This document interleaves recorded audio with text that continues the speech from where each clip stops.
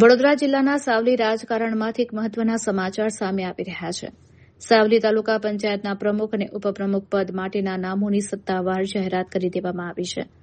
Bharatiya Janata party દ્વારા પક્ષના મોવડી મંડળના આદેશ અનુસાર બંને પદો માટે સત્તાવાર મેન્ડેટ જાહેર કરવામાં આવ્યા છે, જે અંતર્ગત તાલુકા પંચાયતના પ્રમુખ પદે રવિન્દ્રસિંહ વાઘેલા, ઉપપ્રમુખ પદે યશવંત ભાલિયાના નામ પર આખરી મહોર મારવામાં આવી છે.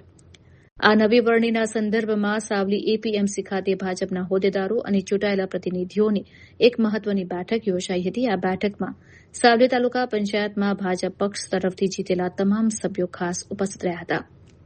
બેઠક દરમિયાન પક્ષના શ્રેષ્ઠ અને સ્થાપિત પરંપરા મુજબ સર્વસંમતિથી બંને આગેવાનોના નામો નક્કી કરવામાં આવ્યા હતા અને મેન્ડેટ વાંચી સંભળાવવામાં આવ્યું હતું.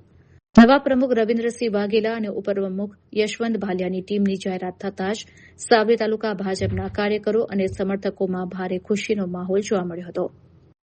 ઉપસ્થિત અગ્રણીઓ અને કાર્યકરોએ બંને હોદ્દેદારોને ફૂલહાર પહેરાવી મોં મીઠું કરાવીને જીતના અભિનંદન પાઠવ્યા હતા. સ્થાપિત થયેલી નવી બોડી આગામી સમયમાં સાવલી તાલુકાના ગ્રામ્ય વિસ્તારોના વિકાસ કાર્યોને વધુ ગતિ આપશે તેવો વિશ્વાસ પક્ષના અગ્રણીઓએ વ્યક્ત કર્યો હતો.